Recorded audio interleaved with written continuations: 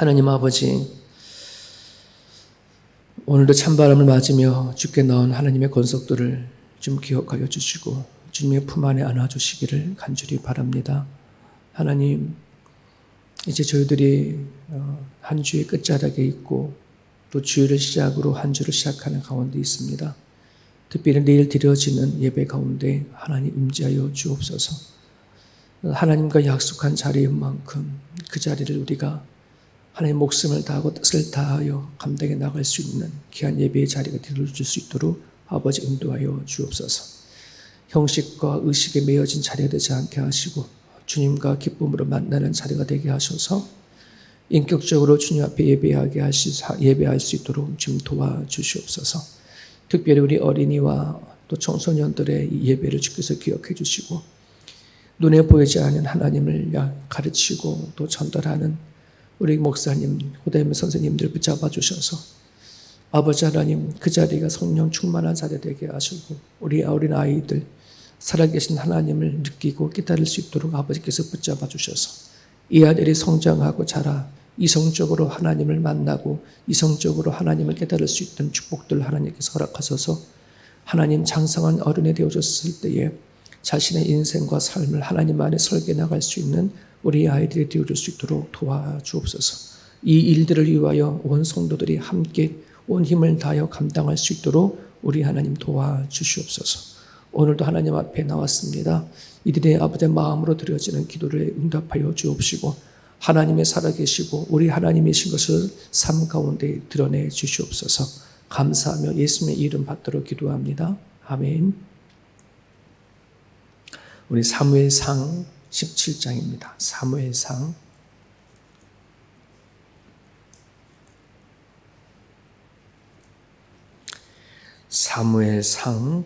17장 37절에서 40절까지만 보겠습니다.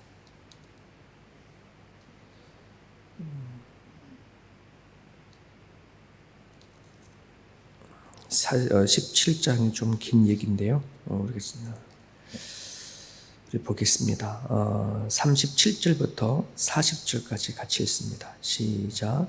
또 다윗이 이르되 여호와께서 나를 사자의 발톱과 곰의 발톱에서 건져내셨은즉 나를 이 블레셋 사람의 손에서도 건져내시리이다. 사울이 다윗에게 이르되 가라, 여호와께서 너와 함께 계시기를 원하노라.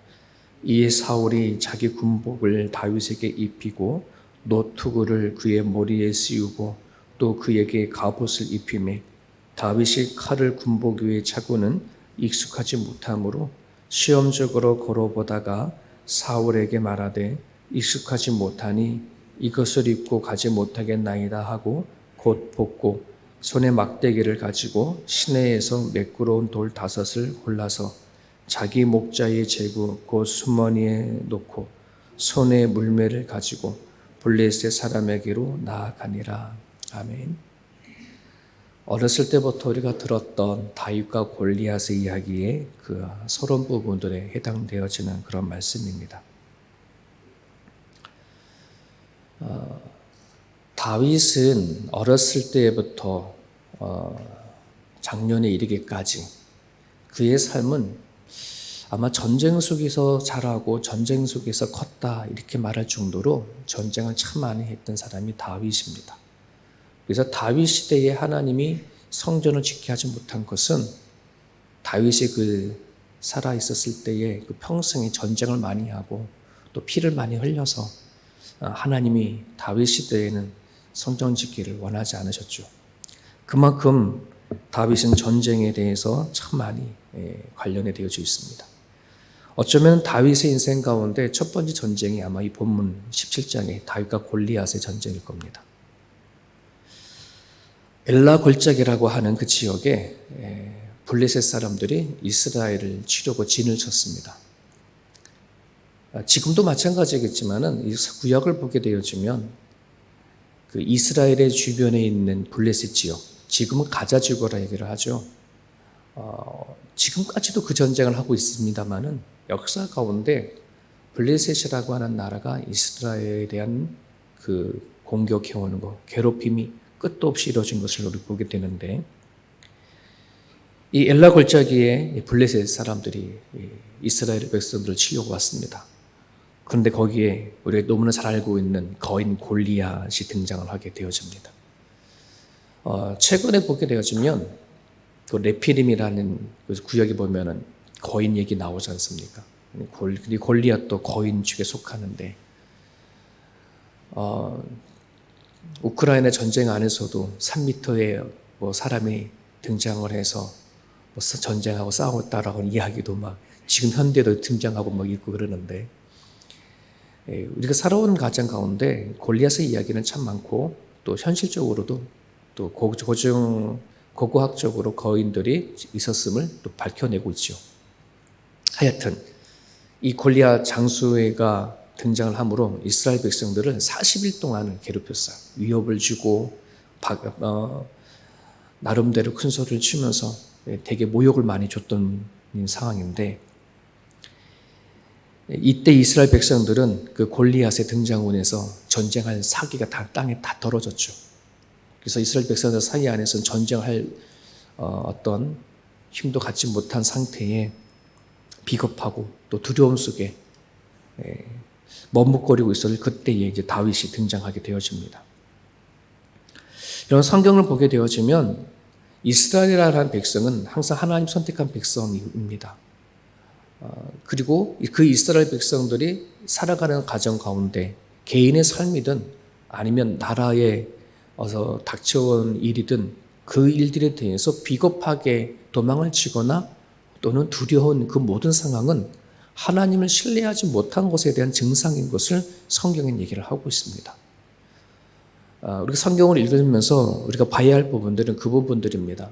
하나님이 왜 이스라엘 백성들에게 화를 내고 속상해하고 안타까워하느냐 하는 그 부분들 안에서는 도대체 이스라엘 백성들이 누구냐, 네 뒤편에 누가 있느냐, 너를 택한 자가 누구냐, 너의 왕이 누구냐 이거거든요.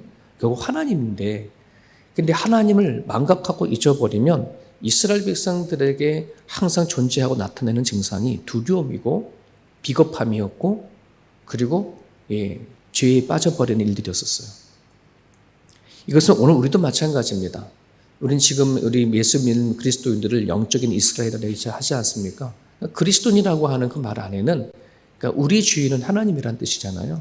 우리 배후에는 우리 인생의 왕이 되신 하나님이 계시는데, 그 하나님에 대한 믿음과 신뢰가 떨어져 버리면 항상 우리는 그리스도인이라고 하면서도 두려움과 비겁함 속에 살아갈 때가 있고, 죄 가운데 우리는 여전히 허덕이며 살아가는 그리스도인이 되게 많거든요.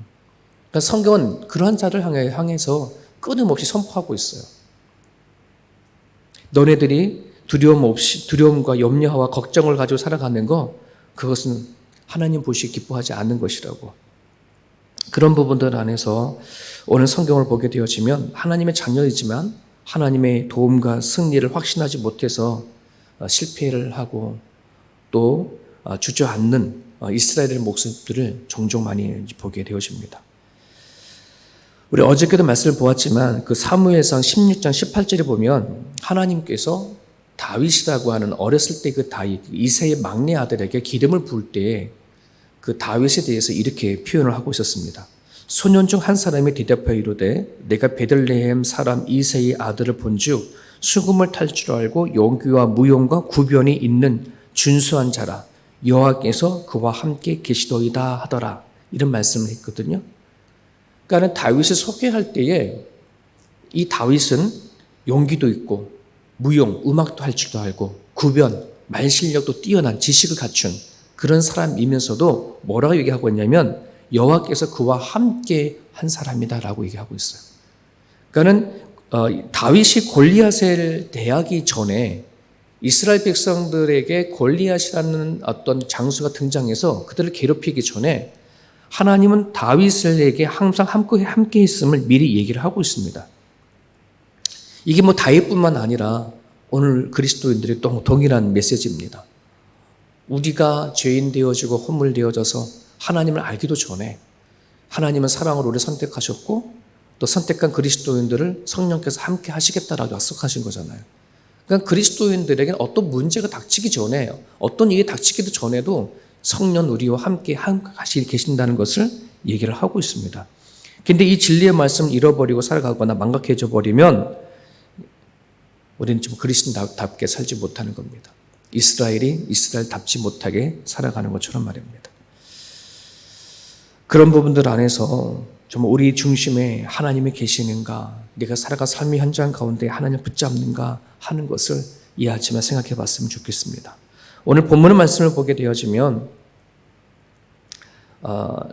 이 골리앗 앞에 다가가는 다윗에게 사울이 그의 손에 이제 갑옷을 입히고 또 나름대로의 다윗을 전쟁터에 보내려고 하는 이 내용이 나오는데 40절에 보게 되어지면 다윗이 사울이 준 옷이 맞지 않으니까 그걸 다 벗어버리고 손에 막대기를 가지고 시내에 매끄러운 돌 5을 골라서 자기 목자의 제구 그 주머니에 넣고 손에 물매를 가지고 블레셋 사람에게 나아갔다라고 하는 말씀이 있어요. 여기 손이라는 말이 조금 반복돼서 얘기를 하는데요. 이 손이라고 하는 말은 그 야드, 히브리어로 야드라고 하는 말인데 두 의미가 있어요. 그 손이 그냥 손이라고 하는 말보다는 야드라고 하는 말로 표현되어 있는데 야드는 첫 번째는 할 수 있다라는 말이 다른 의미가 있어요. 영어로는 can이라고 할 수 있는 할 수 있다. 손에 막대기를 가지고 있다. 그 막대기 손에 물매가 있다. 이 말은 어떤 말이냐면은 물매를 가지고 막대를 가지고 뭔가 할 수 있다 하는 뜻을 얘기를 하는 것이에요. 하나님은 어린 다윗을 골리앗에게 내어 보낼 때에 그리고 다윗이 그 마음속에 하나님이 있는 것을 믿을 때에 자기 손에 있는 막대기와 물맷을 가지고 나갔다라고 하는 의미는 자기가 가지고 있는 그 작은 것이지만 골리앗 앞에 서서 싸울 수 있는 그 무엇을 할 수 있다고 하는 말이 담겨져 있는 말이에요.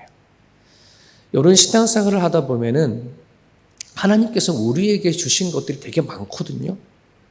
근데 우리가 종종 살아가다 보면은 내가 하나님에서 뭔가 할 수 없어 라고 하는 그런 말들을 참 많이 듣게 되어져요. 목회를 하다 보면은 성도들로 하여금 내가 하나님을 믿고 신앙생활을 하는데 나는 아무것도 아니야. 나는 할 수 없어. 이런 표현을 좀 많이 듣게 되어지는데 하나님은 우리들에게 무엇인가를 할 수 있는 것들을 항상 주고 계셔요. 아무리 내가 스스로 내가 그걸 못 볼 뿐이지 하나님은 우리들에게 끊임없이 요구하세요. 너는 할 수 있어. 너는 할 수 있어. 여러분 우리가 그런 걸 많이 듣지 않습니까? 장애로 태어난 이런 아이들, 부모님들이 훌륭하게 장애 아이를 키워냈었을 때 그들을 어떻게 권면하고 이끌어가는가. 끊임없이 뭐 하는 거야?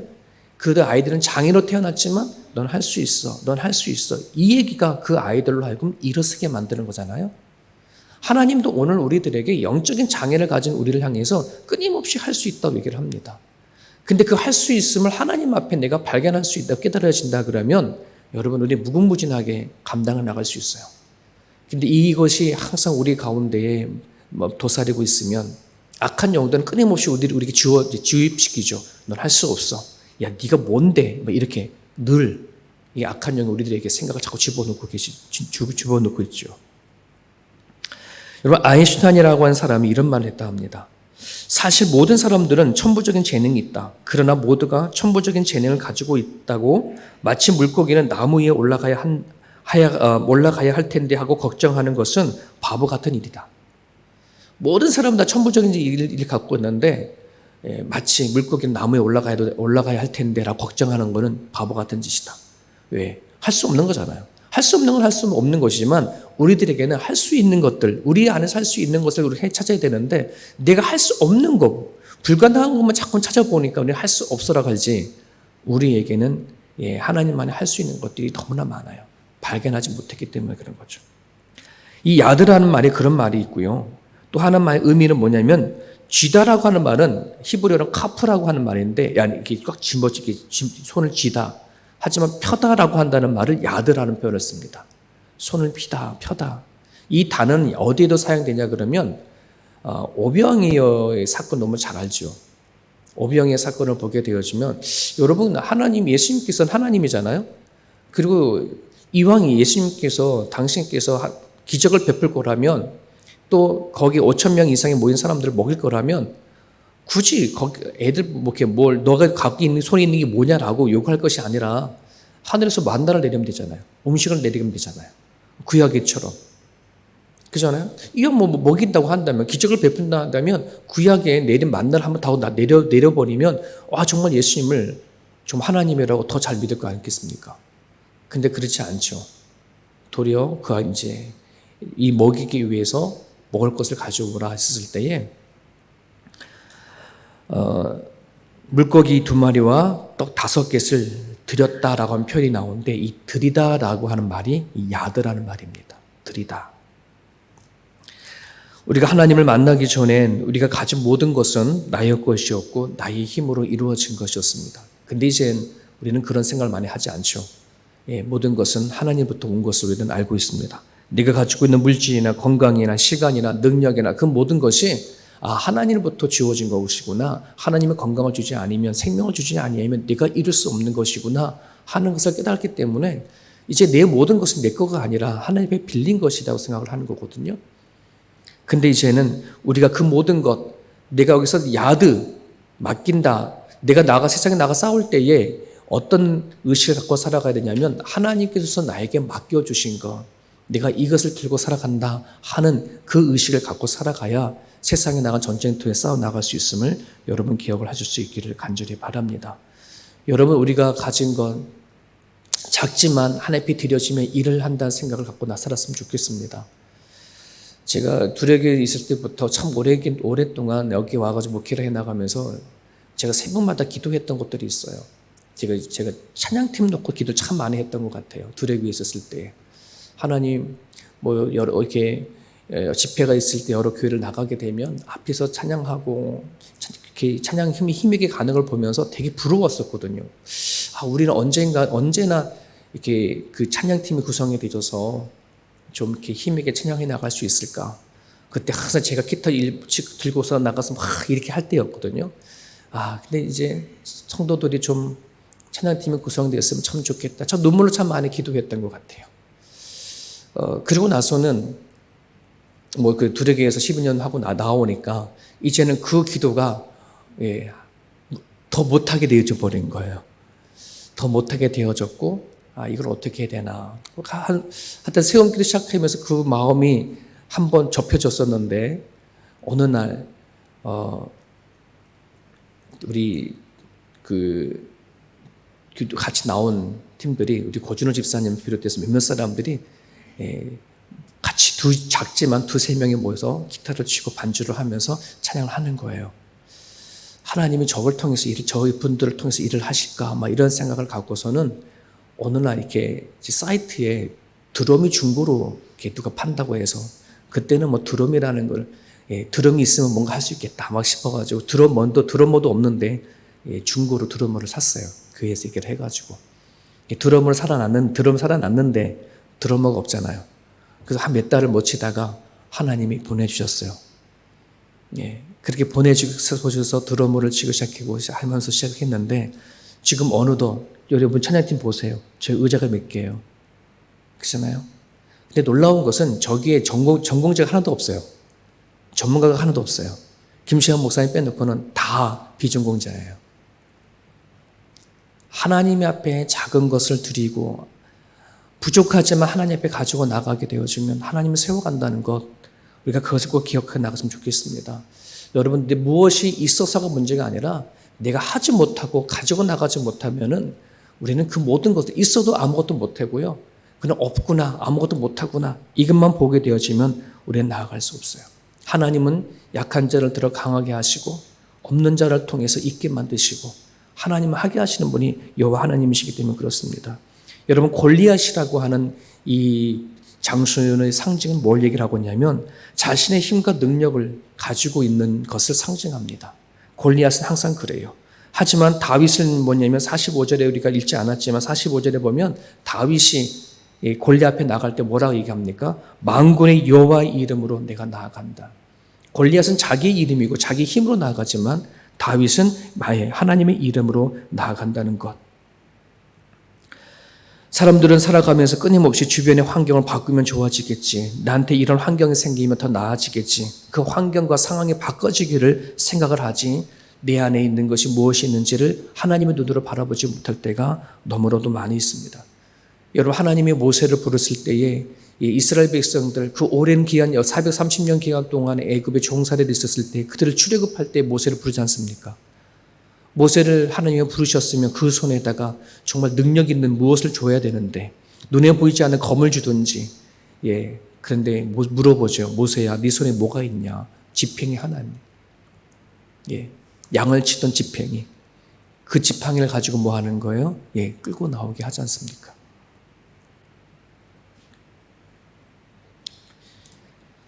모세는 지팡이를 가지고 나갔고 여호수아는 자기 손에 든 작은 칼 하나를 갖고 나갔습니다. 하나님은 자기를 의지하고 자신을 바라보는 자들에게 하나님은 일하시고 또 하나님의 역사를 이루어간다는 사실을 우리가 믿고 나아갈 수 있기를 간절히 바랍니다.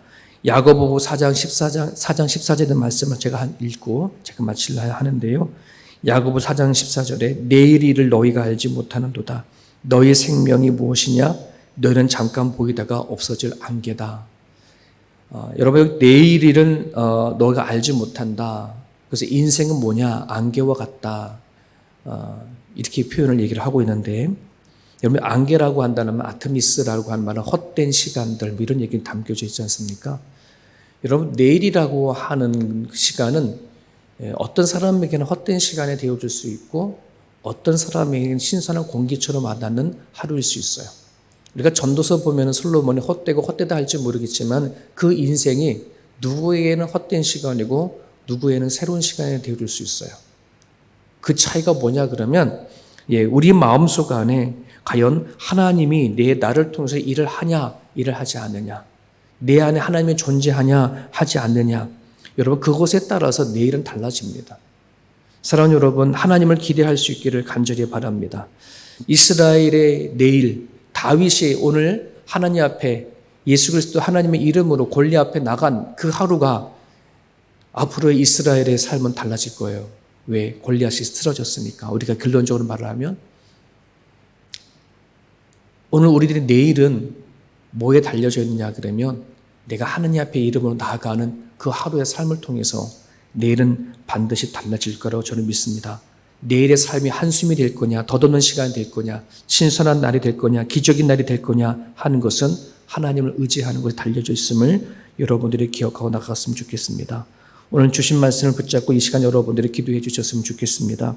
하나님을 의지하는 사람, 하나님을 통해서 나를 이끌어 가실 거다라고 믿는 그 믿음이 있다면은 여러분 반복 쳇바퀴 돌듯이 다람쥐바퀴 돌듯이 하는 인생 갈지 모르지만 그 인생이 하나님 앞에 새로워질 수 있도록 내일이란 삶이 기대가 될 수 있도록 이 아침에 여러분들이 기도해 주셨으면 좋겠고 하루하루가 지나가는 인생들이 아니라 하나님 앞에 새롭게 써내려가는 그런 역사가 될 수 있게 달라고 이 아침에 기도해 주시길 바랍니다.